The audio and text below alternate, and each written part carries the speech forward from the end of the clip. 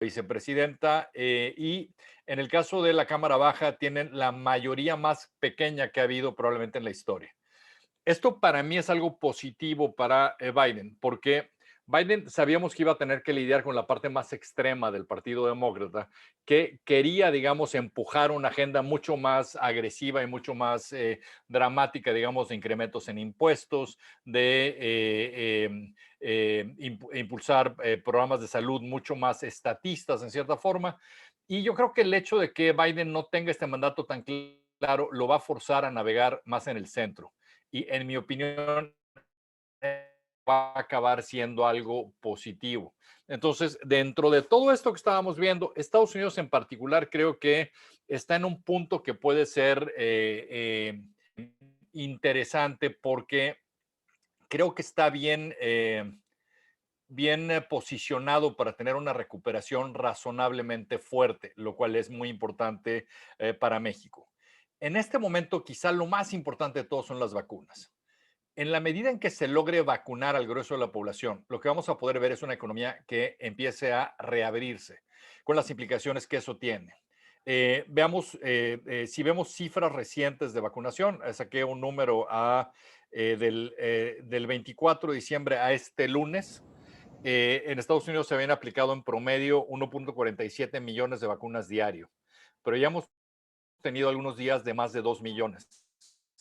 Es posible que Estados Unidos pueda entrar en un ritmo de 2,5 millones de vacunas diario, lo cual implicaría que básicamente todo mundo que quiera tener una vacuna podría acabarla teniendo por ahí de finales del verano, digamos. O sea, hasta ese punto pudiéramos ya tener a el grueso de la población vacunado, lo cual implicaría que la economía de Estados Unidos podría empezar a reabrirse, digamos, en el otoño, el, la- el año escolar, digamos, siguiente, que sea todo presencial en todos los niveles, que empezáramos a ver apertura de teatros, cines, conciertos, viajes, cuando menos adentro de Estados Unidos, un regreso, digamos, de hospitalidad, restaurantes, etcétera.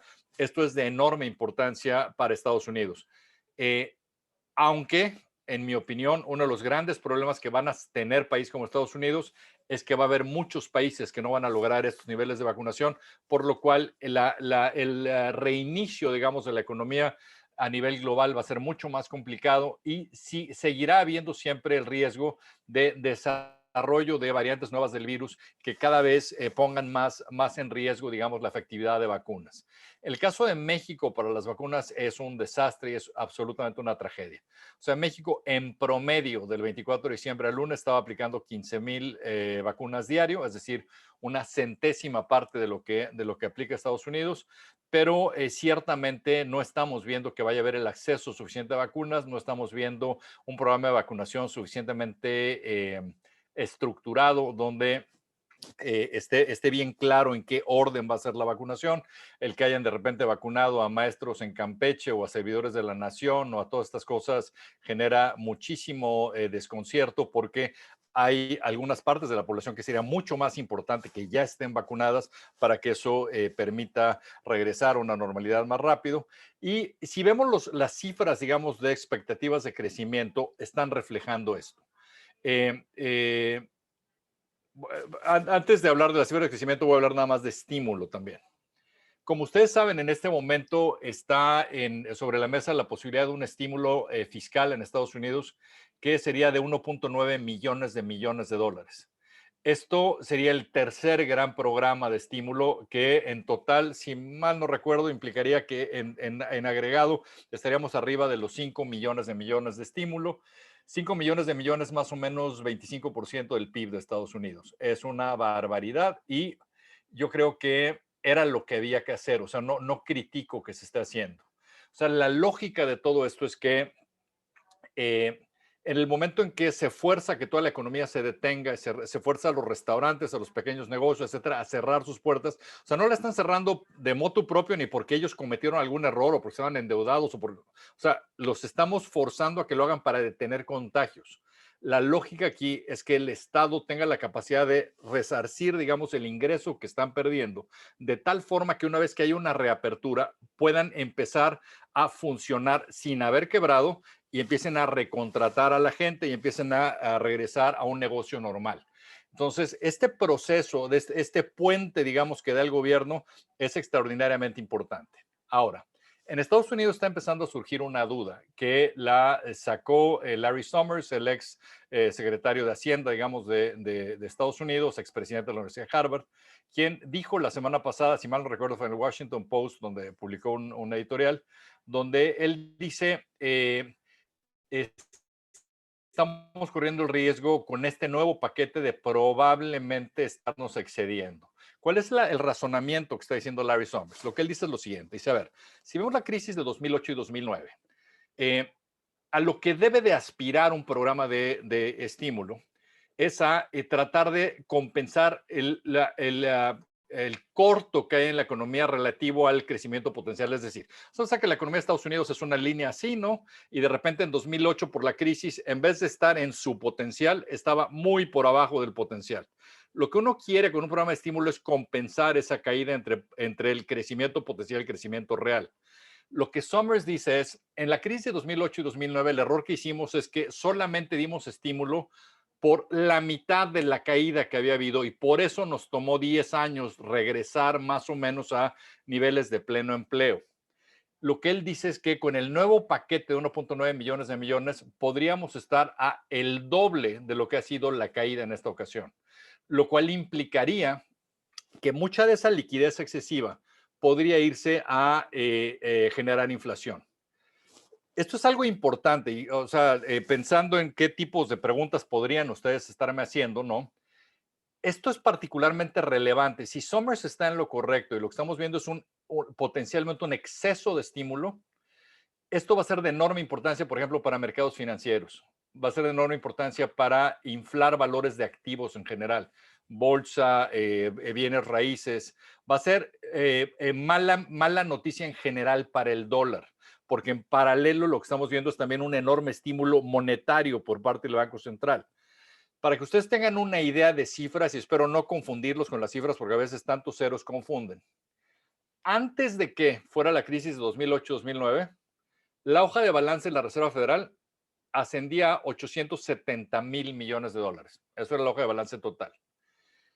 Cuando viene la crisis 2008-2009, empiezan a imprimir dinero para que no se colapsara la economía. Llegamos a 6 veces lo que había antes. Llegamos a 4.8 millones de millones. Un demonial. Eso es lo que explica que las tasas de interés se hayan ido a cero. Pues hay tal emisión de dinero, ¿no? Cuando producimos mucho de algo, pues el precio de algo se colapsa, el precio del dinero es la tasa de interés, se colapsó porque hubo toda esta impresión. Alcanzamos a ver al final de la década pasada, por ahí 2018, que la Reserva Federal empezó a recoger algo de esa liquidez y bajó ese 4.8 como a 3.8 más o menos. El año pasado nosotros lo cerramos en 7 millones de millones y hay estimados de que podríamos llegar a 10. Entonces, se pueden ustedes imaginar que esa enorme oferta de dólares, la implicación que va a tener es mantener las tasas de interés bajas. La Reserva Federal dice que las tasas de referencia estarán cercanas a cero hasta finales del año que entra, hasta final de 2022. Pero adicionalmente, entonces, eso implica que si descontamos los flujos futuros de las empresas en bolsa a una tasa cero o cercana a cero, pues resulta que entonces la bolsa no está tan cara. Me explico, entonces podríamos ver mercados financieros por un rato más todavía al alza. Y podríamos ver también que la demanda por activos fuera muy fuerte debido a que se puede financiar la compra con tasas muy baratas. Entonces, una vez más, eso sería positivo para activos en general, ¿no? Bolsa, bienes raíces. Sería bueno para oro, Bitcoin como alternativas al dólar, porque de repente tenemos una gran oferta de dólares, el dólar baja de precio. Sería bueno para el peso, digamos, al menos ahí considerando nada más esa parte de la ecuación. Ahorita les hablaré de cuáles son las broncas que tiene México que podrían darle en la torre al peso, pero por esta parte de la ecuación, o sea, lo que podríamos ver es un dólar en general más débil contra otras monedas. Y lo que es posible que veamos también es que la economía de Estados Unidos pudiera tener una recuperación fuerte este año, entre la reapertura del segundo semestre y este enorme estímulo fiscal y monetario. Estados Unidos cayó 3,5% el año pasado. Los estimados es que podría crecer. El estimado más bajo que he visto es 4,5%.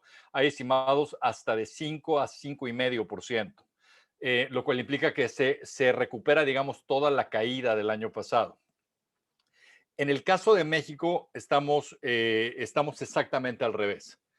México es de los países, si vemos las 20 economías más grandes del mundo, el país que menos estimuló a la economía, o que menos trató de compensar esa caída, fue México. O sea, en México no metimos las manos. O sea, dejamos que los negocios se las vieran solos, que revienten, que cierren, que despidan, y el número de quiebras que hay es descomunal, por lo cual lo primero que nos tenemos que preguntar es, una vez que reabra la economía, ¿quién carambas va a generar nuevamente actividad económica, crecimiento, va a demandar empleo? Obviamente, en el caso de México, a diferencia de Estados Unidos, o sea, la gente que vive más al día en México está acostumbrada a sobrevivir y es mucho más eficiente haciéndolo, por lo cual pues se amarran el cinturón, digamos, con más efectividad en las bajas y reaccionan más rápido en las alzas. O sea, hay partes de esto donde seguramente reaccionaremos. Pero lo que sí estamos viendo con enorme claridad es que la única parte que está jalando de la economía de México es la que tiene que ver con exportaciones por la fortaleza de Estados Unidos. Entonces, veamos ahí cifras. Por ejemplo, exportaciones de automóviles el año pasado. Las exportaciones de automóviles crecieron en 16% como producto de el crecimiento y el fortalecimiento de Estados Unidos. Pero la demanda interna por automóviles cayó en casi 20%. Es decir, una gran debilidad de la economía local y solamente algunas áreas ligadas hacia Estados Unidos teniendo un desempeño beneficiándose, digamos, de esta fortaleza en Estados Unidos. Con respecto a este sobrecalentamiento que les decía que está previniendo Larry Summers, que cuidado porque podrían empezar a generar inflación, los mercados empiezan a preocuparse por eso y eso lo estamos viendo, por ejemplo, ya no en las tasas de referencia de la Reserva Federal, sino en las tasas que determina el mercado. Acabamos de ver la semana pasada que el bono de 30 años de Estados Unidos llegó por primera vez en más de un año a 2%. Había estado tan bajo como 0,5% en los últimos 12 meses. Entonces, el mercado está empezando a decir, oye, pues igual si hay bien inflación, estamos empezando a ver que la curva se está empinando, es decir, una señal de recesión es cuando las tasas de corto plazo son más altas que las de largo plazo. Se le dice una curva invertida. Aquí lo que estamos empezando a ver ya es una curva empinándose, lo cual quiere decir que ahí viene crecimiento y potencialmente ahí viene también inflación. Es una señal que nos da el mercado. Pero en el caso de México, algo que es verdaderamente sorprendente es que a pesar de este austericidio del gobierno, donde decide, no, no, no, aquí en plena crisis nos vamos a amarrar el cinturón.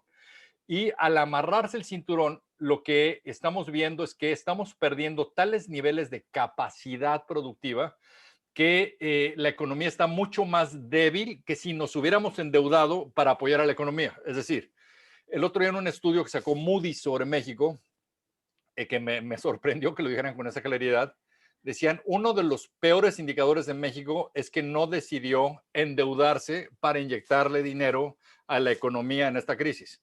Y eso hace que se pierda tal nivel de capacidad instalada que entonces lo vemos como un evento de crédito negativo. Y tan tiene razón Moody's que si vemos requerimientos fiscales del sector público del año pasado, el endeudamiento del gobierno pasó de 44% del PIB a 52,2% del PIB. Es decir, creció en 8 puntos porcentuales a pesar de la austeridad del gobierno. Porque evidentemente, pues, si ustedes deben 100 pesos, pero ganan 200, pues endeudamiento es de 50%. Si siguen debiendo los mismos 100, pero ya nada más generan 100, pues ahora su endeudamiento es del 100, aunque deban lo mismo. Esto le está pasando a México. Estamos viendo una economía cada vez más chica con deuda que va creciendo, o sea, no es cierto eso que dicen que no se están endeudando, no están generando el superávit primario que habían dicho, mucho menos si consideramos las transferencias que están haciendo a Pemex, que son de 2% del PIB al año, o sea, es una barbaridad. Y por el otro lado, estamos teniendo una economía cada vez más pequeña. Entonces, así como en el caso de Estados Unidos, vemos que se va a compensar con creces, digamos, la caída del año pasado. En el caso de México, vimos una caída del 8,5% el año pasado, pero los estimados más creíbles de crecimiento para este año andan por ahí del 3%. Yo creo que una de las cosas que más podría darnos en la torre en México es si pasa la iniciativa de reforma a la ley de electricidad. O sea, donde lo que veríamos es que habría una enorme preocupación por parte de empresas que han invertido mucho dinero en México, particularmente para generación de energía limpia. Para que ustedes tengan una idea, se han invertido en México 26,000 millones de dólares en proyectos eólicos y solares, lo cual, ¿con qué se ha financiado? Pues se ha financiado con dinero de banca de desarrollo, o sea, Bancomex, Nafins, etcétera. Se ha financiado con dinero de las Afores. Hay una inversión fuerte por parte de las Afores para esto, pero algo que es muy preocupante es que también los contribuyentes de Estados Unidos han financiado parte de esto por medio de entidades como el IFC, por medio de otros fondos de inversión, y la certeza que tenían al hacer este tipo de inversión era doble. Uno, México es extraordinariamente eficiente generando energías limpias, tanto solar como eólico. Hemos demostrado que somos uno de los dos o tres productores más baratos del mundo de ambos tipos de energía. Pero lo otro es que pues, teníamos el cobijo del TEMEC o de NAFTA o el TLC antes, donde había enorme claridad sobre cómo estas empresas tenían que ser tratadas igual que las empresas mexicanas. Lo que habíamos visto, como era la ley antes, lo que decía es que la Comisión Federal de Electricidad tenía la obligación de comprarle primero al productor más barato. El productor más barato siempre son las renovables. Entonces implicaba que todas estas entidades que estaban creando sabían que tenían una demanda garantizada por parte de la Comisión Federal de Electricidad y después pues iba a ir comprando para llenar, digamos, abastecer suficiente energía, pues iba a los siguientes niveles, ¿no? Plantas de ciclo compartido, plantas hidroeléctricas de ellos mismos, etcétera. El gran problema que está generando o que está teniendo el gobierno federal es que en esta necedad del gobierno de López Obrador de refinar más, hay un enorme problema por la refinación debido a que nuestras refinerías son malísimas, pero aparte están refinando petróleo muy pesado. Una refinería normal, moderna, digamos, dentro de todo el petróleo que refina, acaba teniendo como su producto un 3% de combustóleo. Esto es el promedio de las refinerías en Estados Unidos y ese 3% le saca canas verdes porque nadie quiere esto. Antes se vendía, se quemaba, de hecho se le daba a marinas mercantes para lo que lo quemaran en alta mar. Ahora ya está prohibido quemarlo porque tiene emisiones de partículas sólidas y de azufre que son muy, muy dañinas, muy contaminantes y nada genera más gas invernadero que quemar combustóleo. La bronca que tienen las refinerías de Pemex es que generan más de 30% de combustóleo. Hay momentos en que los procesos de refinación generan más combustóleo que gasolina. Entonces están hasta acá de combustóleo, no saben qué hacer con él, ya no tienen dónde guardarlo. Entonces la lógica absurda del gobierno es decir, bueno, forcemos a que primero le tenga que comprar a las plantas termoeléctricas y las termoeléctricas que muchas estaban funcionando con gas, la están reconvirtiendo a que funcionen con combustóleo y carbón. Entonces, esta generación es 5 veces más cara que la generación de energías limpias, así que ahí nos va a pegar en todas partes. Nos pega porque nos metemos en un problema terrible con Estados Unidos porque estamos básicamente rompiendo todas las reglas y fallando todos los acuerdos que se hicieron. Estamos rompiendo nuestros acuerdos, al Acuerdo de París de Cambio Climático. Estamos encareciéndole la energía a nuestra industria. Se la estamos encareciendo a los consumidores. Si no queremos reflejarlo en el recibo de la luz, eso va a ser un golpe brutal para el erario, pero particularmente además, si sacamos de la red de producción de energía a esta muy capaz y muy barata producción de energías limpias, entonces lo que vamos a tener es demanda mayor sobre una red que es mucho más vieja y mucho menos confiable y vamos a tener muchos más apagones como consecuencia de esto. Es decir, que esta combinación que estamos viendo en el cambio de la ley podría generar una fuerte caída de la inversión en México, evidentemente de la inversión extranjera. O sea, a corto plazo estamos viendo crecimiento en la inversión extranjera porque hay una salida de cadenas de valor que se están teniendo que salir de China y lo más fácil es venir a México. Pero cada vez estamos viendo más empresas que se están comprometiendo a tener cero huella de carbono para X año, 2030, 2035, más o menos por ahí andan todas las empresas. Eso implica que una empresa que pusiera una planta en México, que se abastece con electricidad que proviene de quemar combustóleo, pues les echamos para atrás su proyecto de cero huella de carbón. Y eso va a hacer que sea mucho menos probable que se quieran poner en México, cuando además de todo eso, el hecho de que estén sentando el precedente de pasarse el TEMEC por el Arco del Triunfo, pues es verdaderamente algo muy grave y que nos va a complicar mucho la vida. Entonces, esto es otro tema que no podemos hacer a un lado. La relación con Estados Unidos con esto se puede complicar muchísimo. Ya se empezaba a complicar por la ley de seguridad que se propuso para básicamente pedirle cosas a DEA, CIA, etcétera, con presencia en México que simplemente jamás van a cumplir, ¿no? O sea, que los van a forzar a que hagan todo, digamos, clandestino, pero lo van a seguir haciendo, pero con mucho menos cooperación con entidades mexicanas a las que les han dado inteligencia durante muchos años. Seguramente lo que vamos a ver también es cosas como lo que vimos con el general Cienfuegos, ¿no? O sea, Estados Unidos entrando con más agresividad, digamos, a levantar cargos contra gente de cualquier nivel del gobierno de México que esté involucrado en esto. En Estados Unidos hay enorme preocupación de que el gobierno de México está mostrando como que demasiada cercanía con el cártel de Sinaloa, por lo que se vio con Ovidio Guzmán, por el saludo de López Obrador con la mamá del Chapo, la disculpa en su mañanera cuando le dijo Chapo y se disculpó por llamarlo por su apodo. O sea, todas estas cosas aquí están levantando mucha sospecha de que hay demasiada ayuda a estas organizaciones, les preocupa que haya acuerdos abajo de la mesa, lo que está haciendo para facilitar lavado de dinero con la reforma a la ley de Banco de México, le da en la torre a Banco de México, siendo probablemente la institución mexicana más respetada internacionalmente. Yo no lo digo yo, mucha gente dice es quizá el mejor banco central de cualquier país en desarrollo, ¿no? Entonces, el que de repente se vulnere su autonomía preocupa en sobremanera. Entonces, ahí se ve venir una colisión que puede ser importante. Hay mucha actividad de empresas de Estados Unidos pensando en levantar demandas contra México por lo que se ve venir, digamos, de violación a acuerdos en generación de energía. Y esto, pues, es algo que nos puede complicar mucho la vida.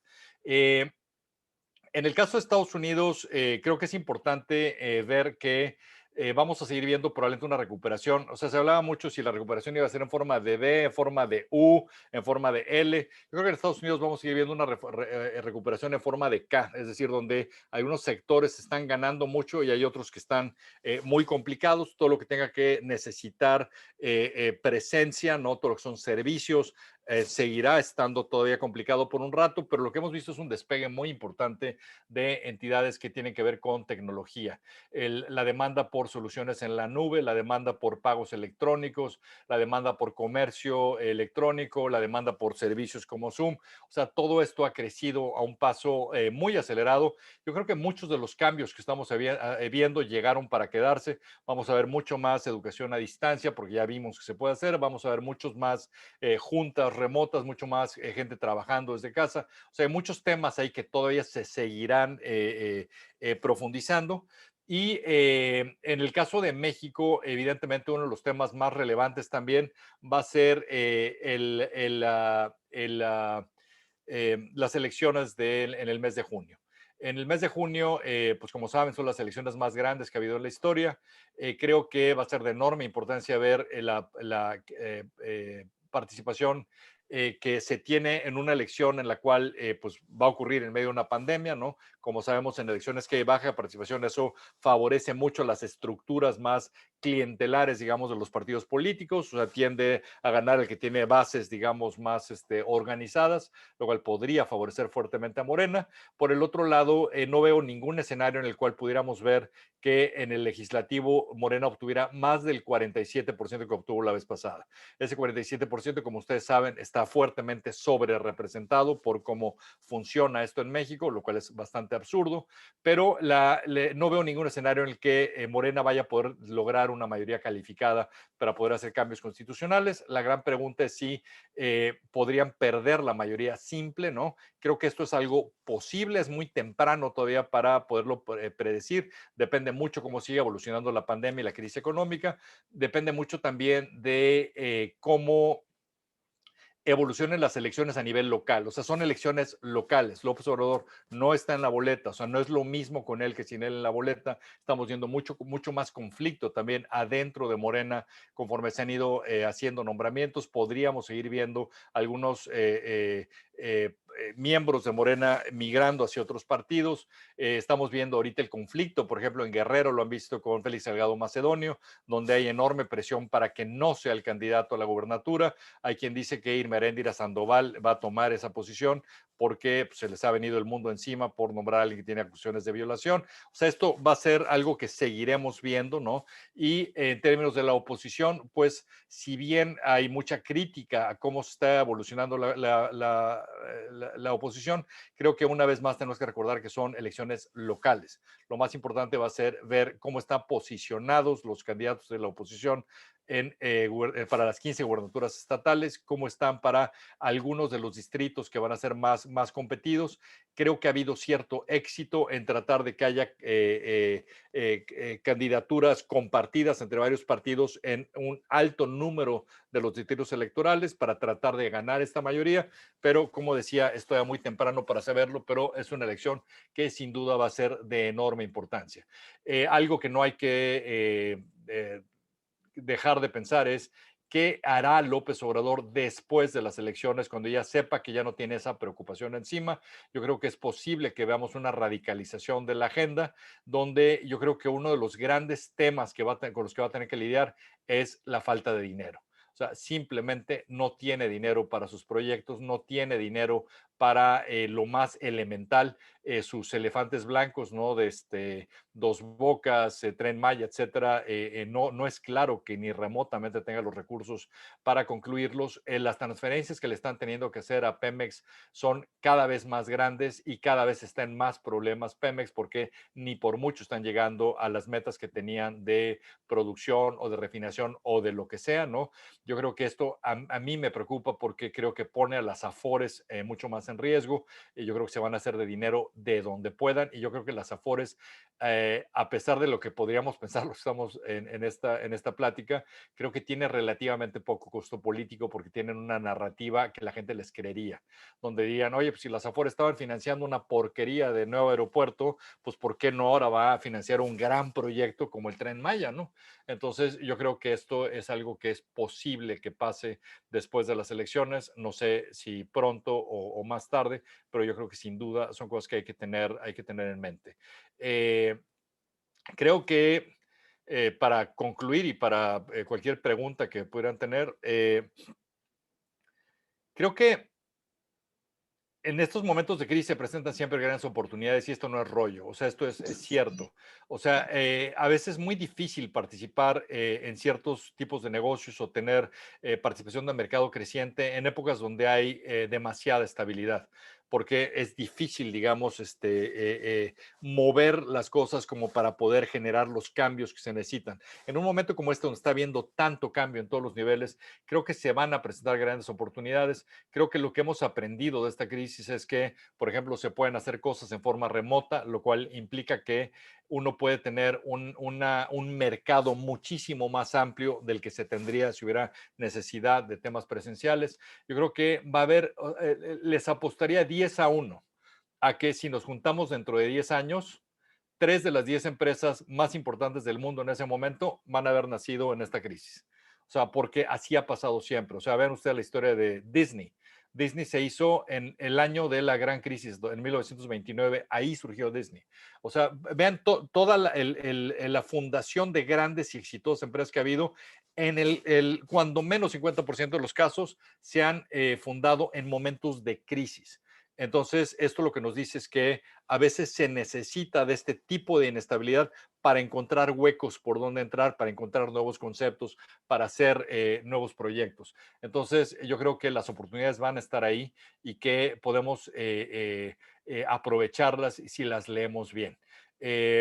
Si les parece bien, ahí la dejo y estoy absolutamente a sus órdenes para cualquier pregunta con muchísimo gusto.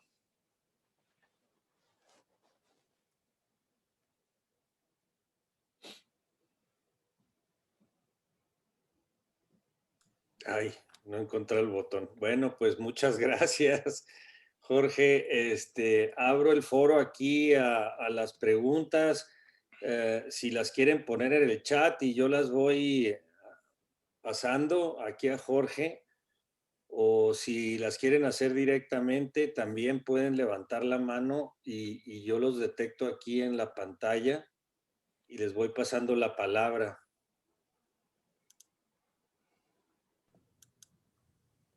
Juan Carlos Sapien, creo que tenía una, Sergio.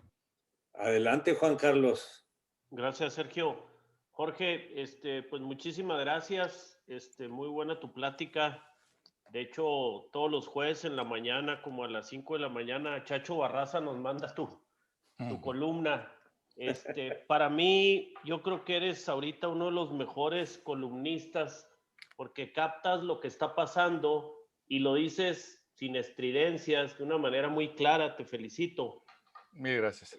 Pero siempre lo que tú nos comentas y saca uno de ideas, pues se queda siempre en el círculo rojo. ¿Qué opinas, Jorge? ¿Qué va a pasar con las alianzas que se han ido forjando en la oposición para tratar de, pues, que Morena no gane la mayoría ahora en el 21, en los congresos, en los estados?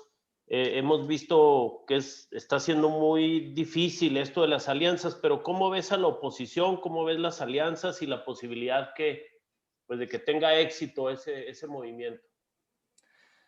Mil gracias por los comentarios. Mira, lo veo menos mal de lo que el grueso de la gente está diciendo. O sea, yo creo que,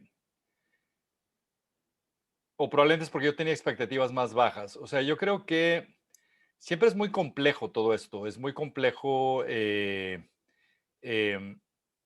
o sea, si lo ves a nivel de cada uno de los partidos tiene la presión de pues, tener bases que llevan muchos, muchos años, ¿no? Pues, esperando tener la posibilidad de una plurinominal o de una cualquier elección donde puedan representar al partido. O sea, es muy complejo que de repente le digas, oye, ¿sabes qué? Quítate porque voy a poner un ciudadano o va a ser ahora el del otro partido al que tú lo odias de toda la vida, pero pues ahora por favor vota por aquel, ¿no? O sea, es complejo naturalmente todo esto. Habiendo dicho eso, yo creo que empieza a ser un acierto cómo se está dando, en el sentido de que no quieran que las alianzas sean en todos los distritos, sino que sean un número suficiente para tratar de lograr la mayoría. Entonces, yo creo que esto es posible. Hay mucho trabajo todavía que hacer. Yo creo que hay todavía mucha campaña que hacer y yo creo que tiene que haber mucha logística hay que bajar, ¿no? Como dices, el Círculo Rojo está convencido, ahora tenemos que convencer al siguiente nivel, ¿no? Eh, yo creo que a veces me sorprende el nivel de fuego amigo que hay. Deja ponerte un ejemplo. He estado platicando bastante en las últimas semanas con Ricardo Anaya. Y pues él está lanzando un recorrido que quiere hacer por 1000 municipios, ¿no? Eh, Creo que es totalmente sincero cuando él dice que lo que quiere hacer pues es aprender, ir a oír, ver cuál es la problemática, ver en qué le está pegando la crisis.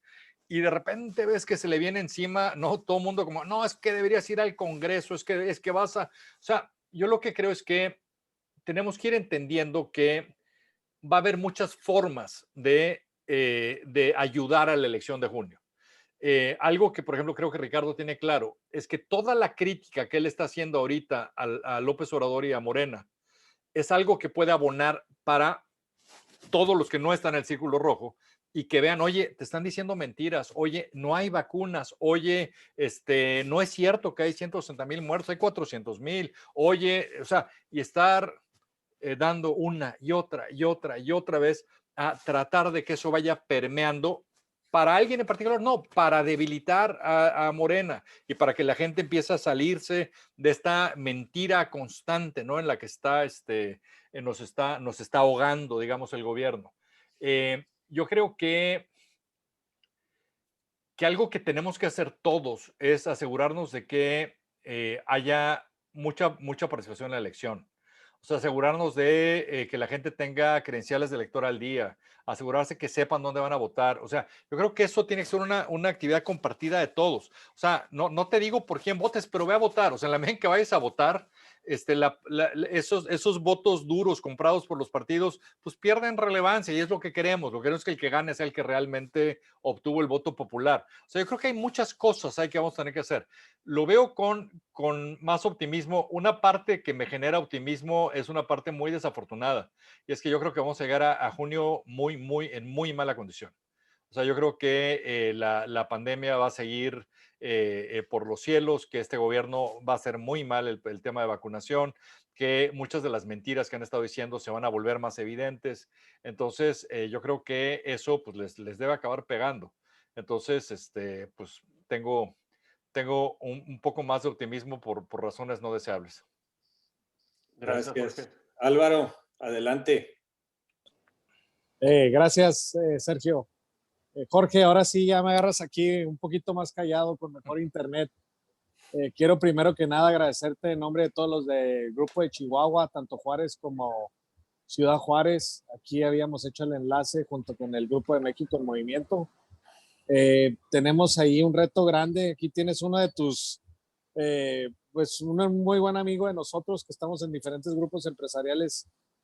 Aquí José Luis Barraza, nuestro querido Chacho. Primero que nada, en fin, concretar el tema de la plática en el sentido de si tú ves, dada la perspectiva que tienes de los dos países, tanto de Estados Unidos como México, si el tema, crees que Biden, hoy vi un anuncio donde Biden ya a partir del 21 empieza a limitar más la relación con México, e inclusive con el tema de muchas restricciones al viaje del cruce entre México y Estados Unidos. ¿Crees que venga a ser un balance y le imponga cierta inercia, cierta fuerza a todas las locuras que está haciendo el presidente en ese tema? Ayer pudimos ver un gran ejemplo, o sea, da tristeza de un proyecto tremendo que tenemos en el sentido de lo que pudiera haber sido el aeropuerto, terminar el proyecto que le costó nominalmente al PIB de México algunos puntos, a lo que están presentando el día de ayer en el proyecto formal. O sea, es cosa tras cosa que está pasando día tras día en México. Mi otra pregunta va más en el sentido, ¿qué visualizas más de Chihuahua? Somos un estado fronterizo con una relación tremenda con uno de los estados más dinámicos que está a punto de detonarse, más con todo lo que hablas de Estados Unidos en incentivos, poder económico, etcétera, que es Texas. Como tú sabes, toda la transición de California a Austin se está volviendo una inercia tremenda. ¿Qué oportunidades ves en ese sentido? Nosotros de Ciudad Juárez, Chihuahua, que tenemos una relación tremendamente estrecha aquí entre los grupos empresariales en el sentido de poder potencializar alguna de la dinámica o industria que puedan venirse a detonar en nuestro estado fronterizo. Y por el otro lado político, ¿qué ves del tema de Chihuahua entre el gobernador? Ya sabes que trae un reto allí con nuestra gobernadora electa en el sentido de que es la candidata electa Maru Campos. Son 3 preguntas. Ya la reburujé toda, pero bueno. Mira, deja decir algo, para empezar, que se me olvidó mencionar antes, pero que tiene que ver con esta situación México-Estados Unidos.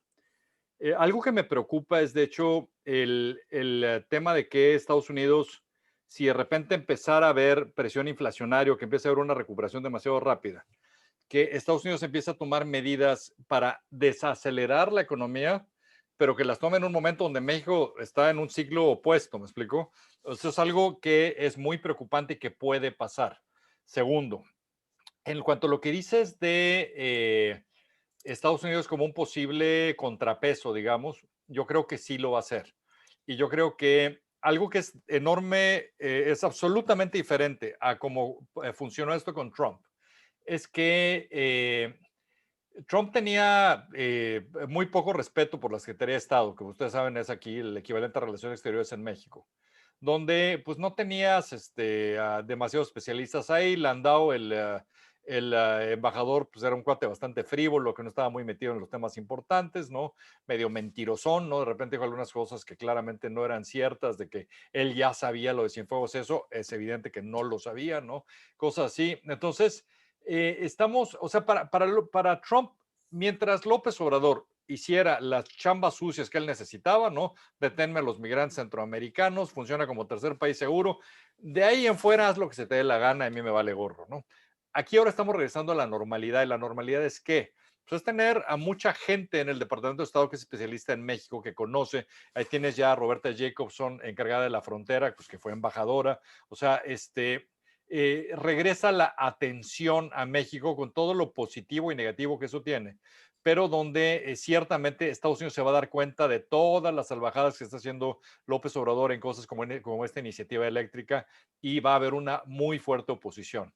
Si yo fuera asesor de Biden, lo que le diría es que copiara la estrategia de Peña Nieto, que fue que a la primera que se te ponga el brinco, ponle un calambre del tamaño del mundo, como que se lo pusieron con los videos de Pío. O sea, yo creo que Estados Unidos debe tener cualquier cantidad de información que López Obrador no quisiera que salga a la luz pública. Yo le dejaría clarísimo que, mira, pórtate bien, porque no vaya a ser que de repente se cuelen algunos de estos elementos. O sea, porque yo creo que López Obrador se está equivocando cuando piensa que algo que le da a él fortaleza política es despertar este sentimiento anti-yanqui en México, digamos. O sea, es algo que puede ser muy peligroso, y yo lo pararía en seco antes de que empiece este proceso.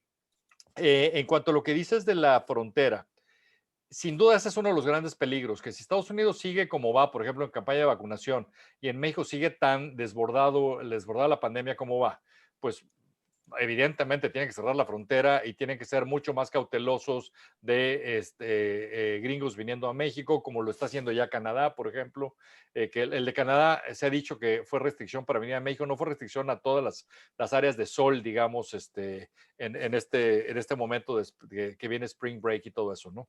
Pero lo que podríamos ver es que Estados Unidos vaya a tener que ser más agresivo, conteniendo la posibilidad de que se le siga colando el contagio de México. Ahora, lo que sí creo que tienen ustedes una enorme ventaja, como dices, ser un estado fronterizo, donde yo creo que de entrada vacúnense, o sea, pues van con carambas vacunarse en Texas, ¿no? Y tratar de que eso ayude a contener localmente la pandemia.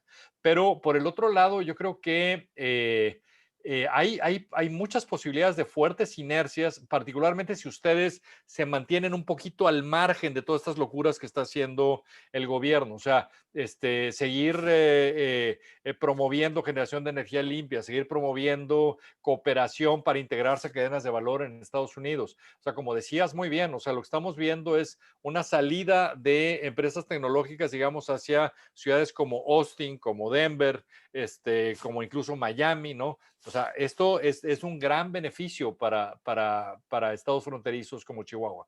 Entonces, yo creo que hay que propiciar esa integración, hay que propiciar el tener proyectos combinados, hay que propiciar proyectos de seguridad compartida entre los estados, hay que propiciar, o sea, todo esto yo creo que pone a un estado como Chihuahua en una situación radicalmente diferente a los estados del sur, y hay que aprovecharla. Entonces, y en cuanto a Corral y la grilla ahí más local en Chihuahua, ¿no? O sea, yo creo que pues ahí hay un montón de disputas que trascienden a Chihuahua, ¿no? O sea, donde va a ser importante cómo se posicionen diferentes actores que tienen miras que no son nada más locales, ¿no? Y yo creo que pues que estas pugnas apenas están empezando, ¿no? Pero va a ser importante observar cómo evoluciona. Muy bien. Gracias, Jorge. Un abrazote. A otro de regreso. Y, bueno, mira, pues mientras levantan más la mano, yo quisiera comentarte que la semana pasada tuvimos de invitada en nuestra reunión mensual de Desarrollo Económico de Chihuahua a Berta Angulo, del Albright Stonebridge Group. Y ella nos comentaba que con Biden en la presidencia regresaba gente muy profesional a todos los ministerios de gobierno de Estados Unidos. y que de alguna manera, si bajo el poder de Trump eran nada más dos interlocutores, Trump y AMLO, ahora no es así. Ahora va a ser el ministro de Energía de Estados Unidos, va a entablar diálogos con con la secretaria de Energía de México, el de Ambiental, el de Comercio y así sucesivamente. Entonces, ya no es diálogo entre presidente y presidente, sino entre secretario y secretario. Y esto de alguna manera, número uno, los secretarios estadounidenses ya traen toda una agenda muy definida, muy profesional, muy puntual de los temas a tratar, de los asuntos que no se van a permitir y de los que sí se quieren fomentar. Y bueno, los diálogos van a ser más intensos en ese sentido y más frecuentes sobre todo. Deja de decirte algo con respecto a eso, porque estoy 100% de acuerdo con todo lo que dijiste. Yo creo que es el regreso de las formas tradicionales, es decir, ya no es diplomacia por Twitter, ¿no? Ya es diplomacia por canales convencionales establecidos, ¿no? Es cierto, o sea, fíjate, es interesante. Una de las políticas que yo he conocido acá que más me ha impresionado es la exgobernadora de Rhode Island, una mujer que se llama Gina Raimondo. Esta mujer yo la oí en una conferencia que hicimos en la empresa donde trabajo y me dejó verdaderamente sorprendido su capacidad como ejecutivo, ¿no? Una mujer que venía del mundo privado, era abogada, de repente decidió meterse a la política, ¿no? Y yo lo que pensaba, decía, bueno, qué pena que sea gobernadora de un estado tan chiquito, porque pues no va a trascender mucho más de ahí, pero es una mujer verdaderamente muy impresionante. Pues para mi sorpresa, Biden la nombró secretaria de Comercio. Entonces, o sea, sí han tenido un enorme tino en muchos nombramientos importantes, ¿no? Y es donde les decía al principio, que es donde me gusta que no tenga mandato, es decir, pudo privilegiar más los nombramientos más razonables de centro, digamos, sin tener que preocuparse por estarle dando juego al ala más radical de los demócratas. Entonces, sí, algo que también es muy importante entender es que en la relación México-Estados Unidos son menos importantes las embajadas. O sea, son muy importantes, pero hay tanta relación a nivel de las secretarías y de las diferentes áreas que comparten temas de interés que lo que le acaba quedando a la embajada pues es una función muy diferente a la que tendría una embajada tradicional en otro país. Entonces, en esta ocasión, en efecto, vamos a tener contrapartes más profesionales, más conocedoras, con más staff, con más capacidad de exigir, pero por eso te digo, o sea, yo creo que cuando menos lo que tiene que ver con la reforma eléctrica, las demandas ya ahorita se están cocinando porque no nos la vamos a acabar si no cumplimos con lo que México firmó. Correcto, de acuerdo. Chacho, ¿no te animas a comentar algo?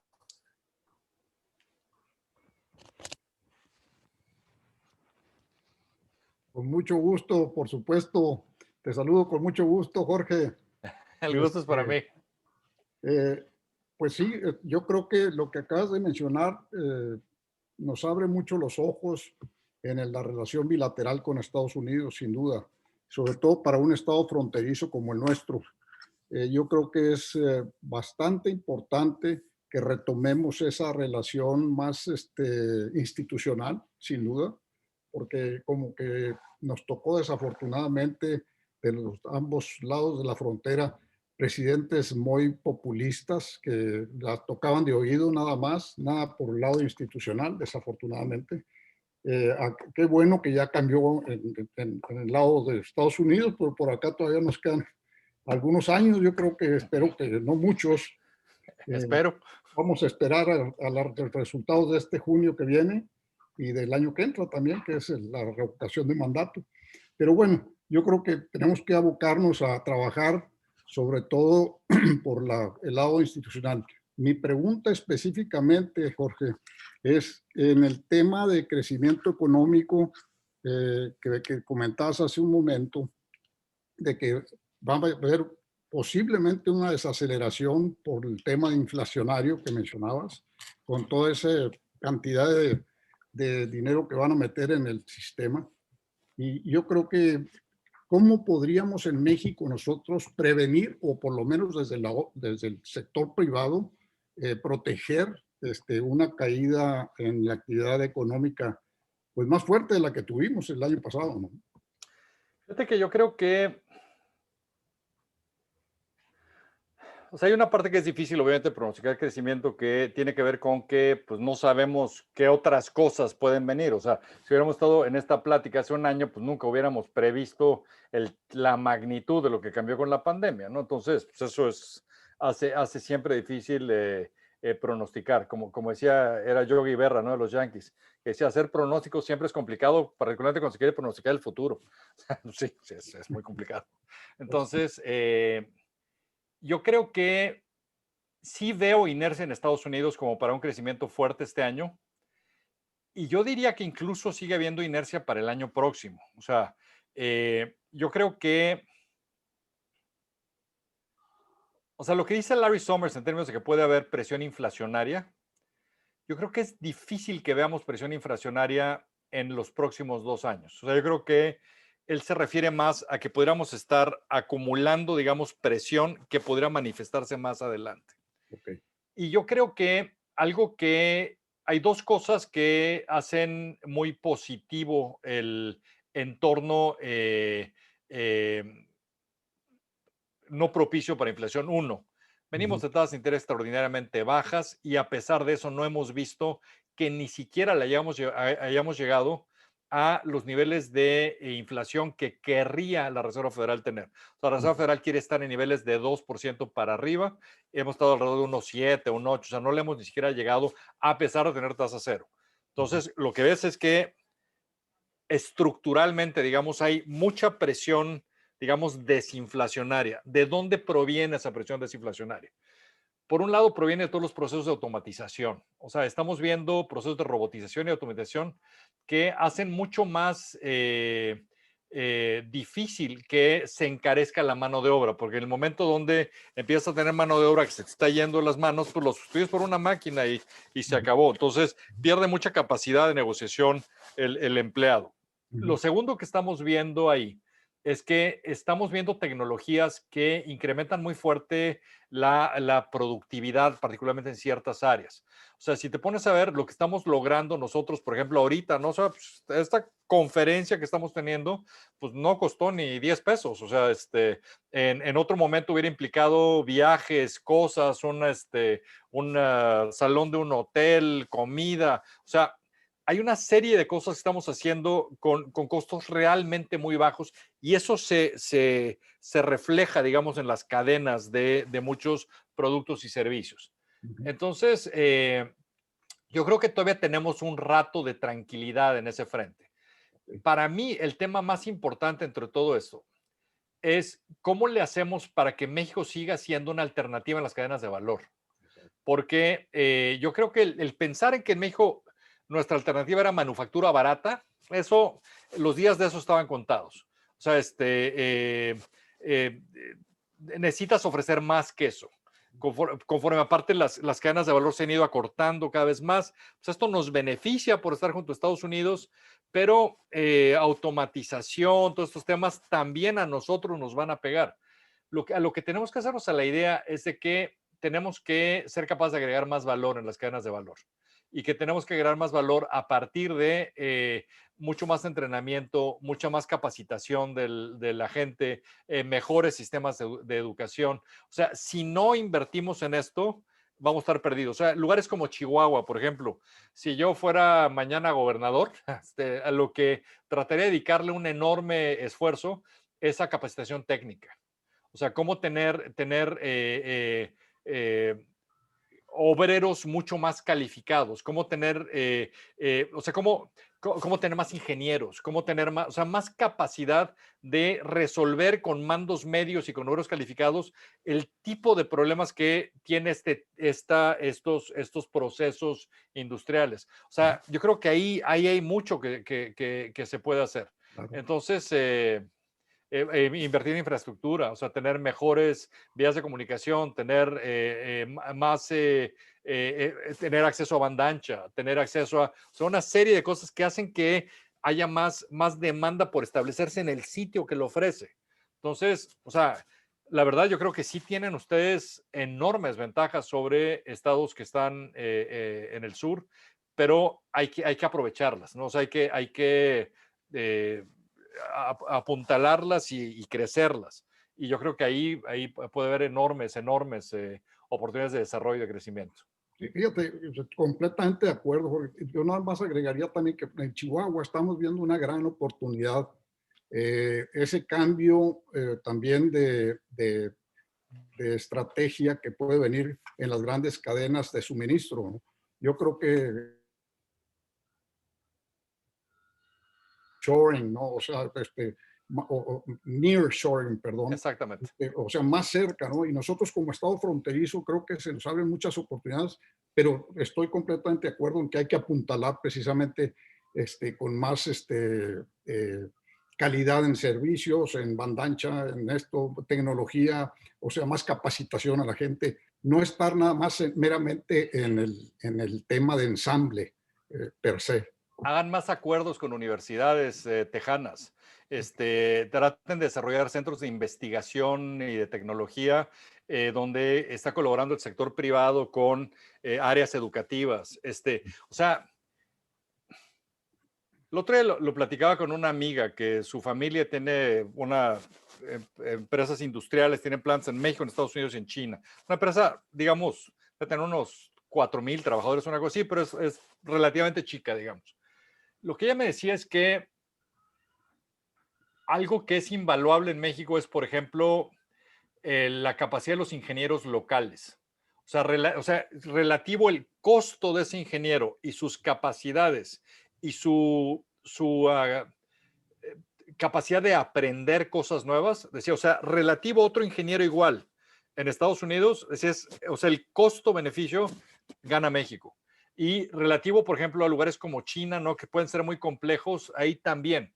Entonces, o sea, yo creo que son cosas que hay que impulsar, que hay que apuntalar, que hay que desarrollar. Y en la medida en que se haga bien, o sea, es algo que no detona desarrollo instantáneo, pero que lo va a generar en forma sostenida durante mucho tiempo si se hace bien. Correcto. Muchas gracias, Jorge. Muchísimo gusto.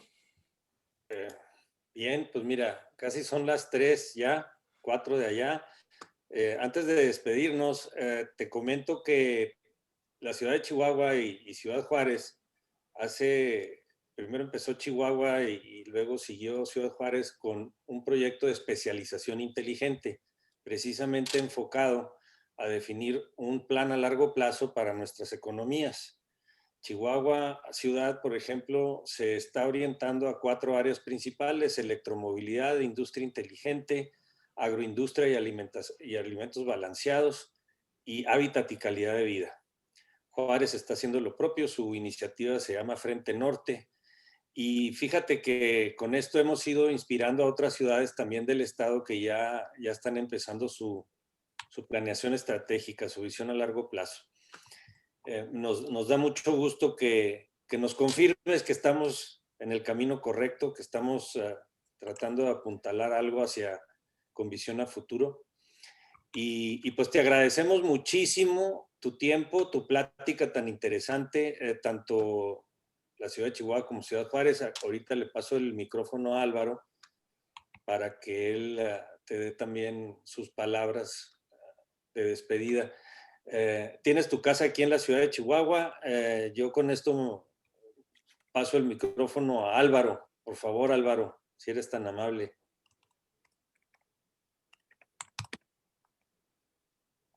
Gracias, gracias Sergio. Jorge, pues no me queda nomás que agradecerte tus atenciones. La verdad que para mí era muy importante que vinieras a nuestra casa a darnos una plática. Leemos tus columnas. Yo te puedo decir que yo las leo cada semana. Ritualmente es ahí como una encomienda de estar aquí presente, de estar leyendo tus pensamientos, tus ideas. Yo sé que hemos tenido, agradecerle aquí también a México, a US Mexico Foundation, el haber sido el enlace, porque con Enrique Perret, tú sabes bien que hemos tenido un gran aliado aquí, todos los empresarios de Chihuahua. Y la verdad es que pues no nos queda duda nomás que decirte que seguimos echados para adelante. Como dijo Sergio, aquí tienes tu casa. Esperemos pase pronto la pandemia para poderte recibir como Dios manda. Aquí los chihuahuitas siempre hemos sido muy buenos anfitriones. Me consta. Y estamos presentes contigo en cualquier iniciativa, cualquier proyecto que pudiéramos lanzar en conjunto. Ya sabes que cuentas con nosotros, especialmente aquí en Ciudad Juárez. Y como dijo Sergio, con el grupo de Chihuahua también hemos trabajado últimamente muy de la mano en muchas iniciativas, como dijo Sergio, en proyectos con miras altas hacia el futuro por el bien de nuestra comunidad, siendo empáticos con la sociedad y trabajando en el sentido de prosperar, de poder sacar adelante el güey de la barranca, así lo voy a dejar dicho. Entonces, con lo que te comento, ya me despido. Te mando un fuerte abrazo. Cuenta conmigo y espero vernos pronto. Les digo un par de cosas rápido. La primera, bueno, también evidentemente mil gracias a Enrique por haber organizado esto. Ojalá nos mantengamos en contacto. Me parece de enorme importancia, la verdad, poderles ayudar en lo que se pueda, porque soy un gran creyente de situaciones como la de ustedes, como estados fronterizos, que tienen enorme potencial y lo que también me consta es enorme capacidad de trabajo. Algún día les platicaré un poco de lo que yo hago acá profesionalmente, ¿no? Porque pues yo vivo de otras cosas, o sea, más de asesoría financiera, ¿no? Tanto a empresas como a familias, pero yo creo que se van a presentar muchas oportunidades y que yo creo que lo más importante es leer correctamente lo que viene. De los sectores que decían ahorita que estaban promoviendo, en estas áreas he visto cosas extraordinarias que están ocurriendo, ¿no? Por ejemplo, en agroindustria, hace como un par de meses tuve una reunión con una de las entidades que está haciendo de las cosas más increíbles del mundo en materia de agroindustria y se me abrió la cabeza en cuanto al potencial que tienen estas cosas. Y siempre lo que yo me pregunto es, lo que yo veo acá, ¿cómo se puede ejecutar allá? Entonces, mantengámonos en contacto. Evidentemente, me encantaría cuando se pueda irlos a visitar. Me consta la extraordinaria hospitalidad que tienen ustedes, así que me encantaría hacerlo, pero particularmente les reitero, ojalá nos mantengamos en contacto porque yo estoy seguro que hay un millón de cosas que podríamos hacer. Muchísimas gracias, Jorge. Buenísimo, Jorge. Buenísimo, Jorge. A toda la concurrencia, gracias por asistir a estas pláticas. Vamos a seguir con estos proyectos y que tengan una buena tarde. Muchas gracias a todos. Saludos a todos. Chacho. Saludos, muchas gracias. Felicidades. Saludos, Chacho. Gracias. Nos vemos, Álvaro. Gracias. Todos. Gracias. Nos vemos. Adiós. Gracias.